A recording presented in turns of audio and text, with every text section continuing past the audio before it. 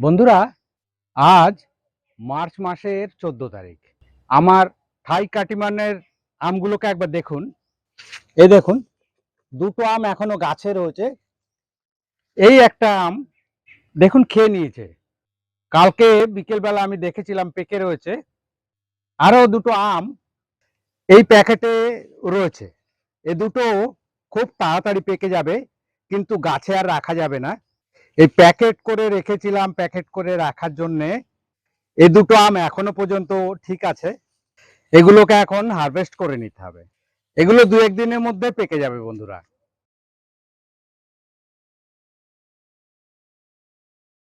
দেখুন, আমগুলো কিন্তু অনেকই বড়, 200 থেকে 250 গ্রাম হবে। এই আমটা এই বোটাতে ছিল, এই যে এখানে ছিল। এগুলোকে এখন হারভেস্ট করে নিতে হবে বন্ধুরা।